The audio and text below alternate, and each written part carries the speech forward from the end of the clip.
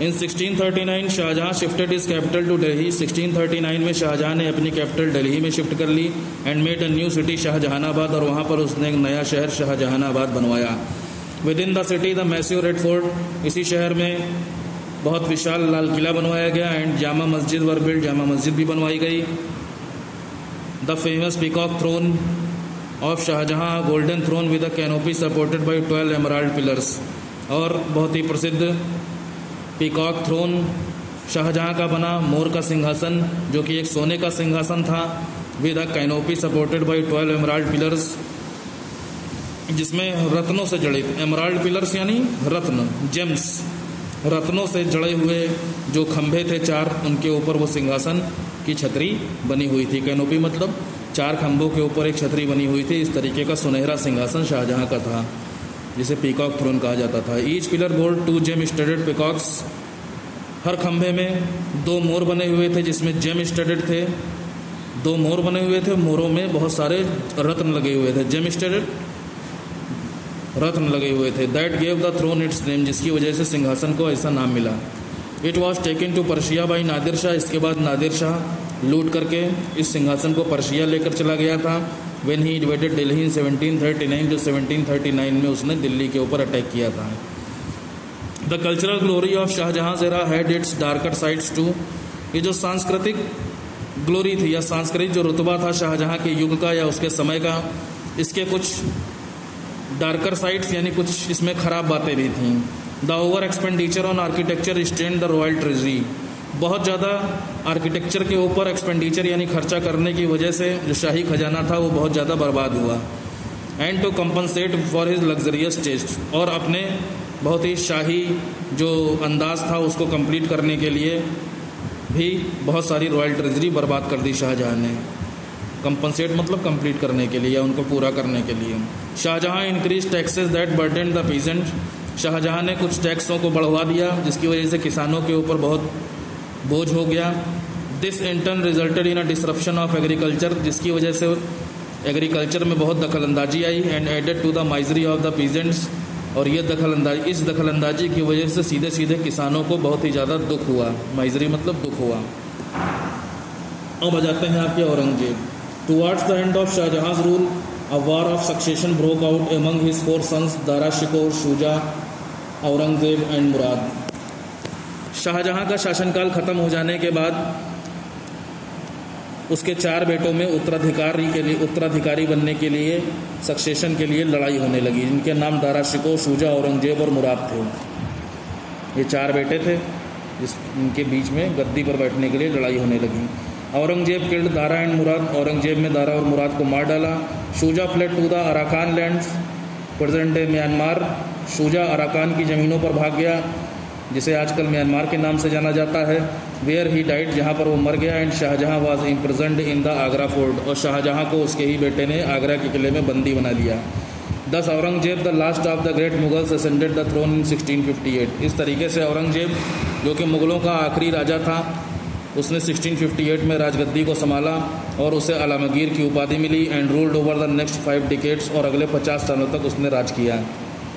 Under his rule of about 50 years, अपने 50 साल के शासनकाल में the Mughal empire extended from Kashmir in the north up to Karnataka in the south, Mughal साम्राज्य कश्मीर नॉर्थ में कश्मीर से लेकर के साउथ में कर्नाटक तक फैल गया। Aurangzeb rule saw numerous revolts, Aurangzeb के शासनकाल में असंख्य विद्रोह हुए, असंख्य लड़ाइयाँ हुई। Such as Jat, Sikhs and Maratha, जिसमें जाटों की लड़ाई, सिख की लड़ाई और मराठाओं की लड़ाई मौजूद है। His campaign to conquer the Deccan left the royal treasury empty, Deccan के इलाके को लेकर के जो उसने अभियान चलाया था जीतने के लिए, उसकी वजह से बहुत सारे जो उसका शाही खजाना था वो सब खाली हो गया।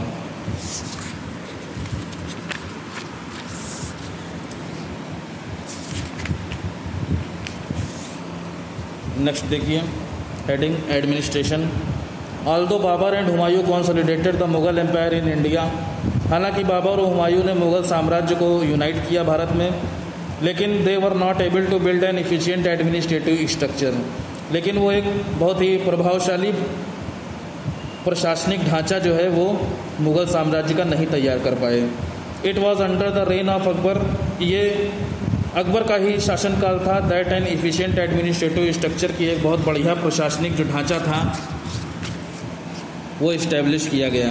Akbar not only consolidated the Mughal power, Akbar ने मुगलों की शक्ति को यूनाइट ही नहीं किया, एक ही नहीं किया, but also united different parts of his empire, बल्कि उसने अपने साम्राज्य के बहुत सारे हिस्सों को भी यूनाइट किया through a uniform and standardised system of administration. और जिसकी वजह से ये चीज़ पॉसिबल हो पाई वो थी यूनिफॉर्म तरीके से और स्टैंडर्ड तरीके से राजकाज के सिस्टम को जो उसने चलाया। यूनिफॉर्म मतलब सब चीज़ एक तरीके से चलना, और स्टैंडर्ड मतलब हर चीज़ का उसने पैमाना बनाया, मेज़रमेंट, मतलब ये नहीं कि कोई कुछ भी चाहे वो कर ले। स्टैंडर्ड मतलब वो बहुत सारे रूल्स एंड रेगुलेशंस बना करके उसने एडमिनिस्ट्रेशन जो उसका सिस्टम था उसको बहुत अच्छी तरीके से चलाया। This was one of his greatest achievements, उसकी महान उपलब्धियों में से या उसने जो भी चीज़ें गेन करी लाइफ में उसमें ये एक बहुत ही इंपॉर्टेंट चीज़ थी, उसमें से एक थी। The administrative system set up by Akbar incorporated the royal traditions of central Asia and India.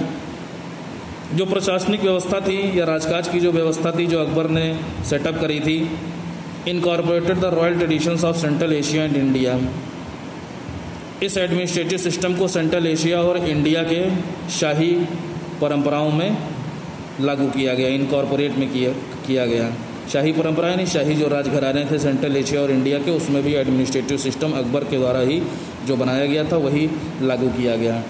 It was a centralised monarchy in which the emperor held absolute power. Akbar का जो शासनकाल था वो सेंट्रलाइज्ड मोनार्की यानी केवल एक ही राजा था, in which the emperor held the absolute power, जिसमें सम्राट के पास ही सारी शक्ति मौजूद थी। The empire was divided into provinces, साम्राज्य को छोटे छोटे प्रांतों में बांट दिया गया था।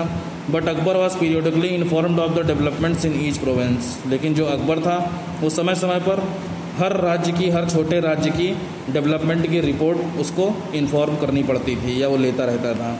He personally supervise the work of nobles and officials, nobles यानी कोर्ट के जो लोग थे दरबार के, और जो अधिकारी लोग थे उनको वो पर्सनली सुपरवाइज करता था, यानी खुद ही उनकी मीटिंग लेता था।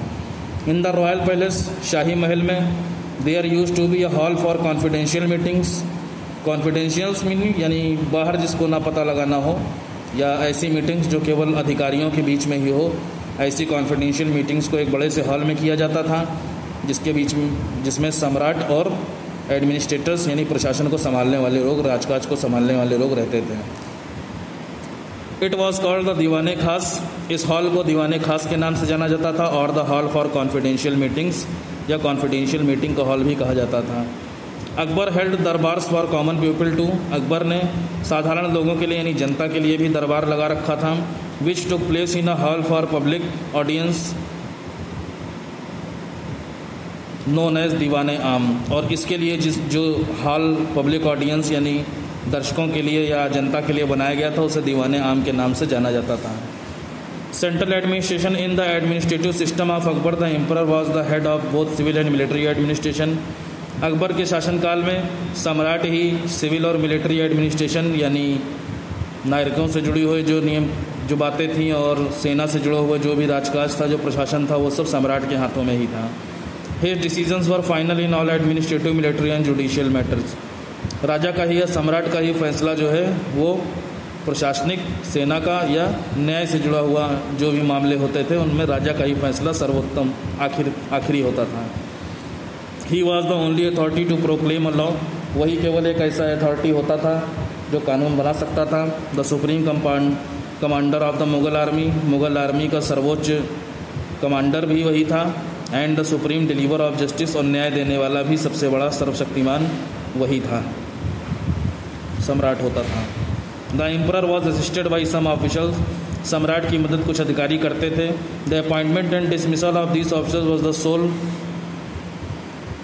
Prerogative of the emperor. क्या कह रहे हैं?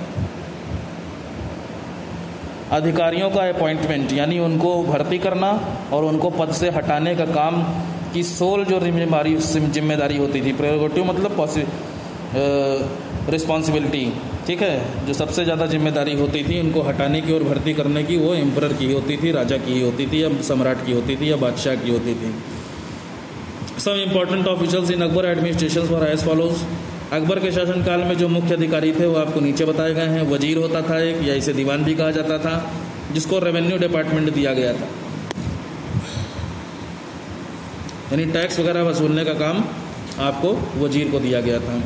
मीर बख्श नाम का एक अधिकारी था, who was the head of the military department, जो सेना से जुड़े हुए विभाग का हेड होता था, मुखिया होता था। Mir Saman who acted as the supervisor of the royal household, शाही घराने को सुपरवाइज करने के लिए, उसको चलाने के लिए मीर सामन अधिकारी रखा था।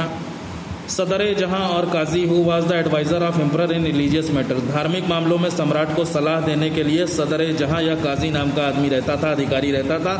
एंड आल्सो द चीफ जज whose judicial authority was only next to the emperor, और वही चीफ जज भी होता था जिसमें न्याय करने का अधिकार राजा के बाद केवल उसी को था।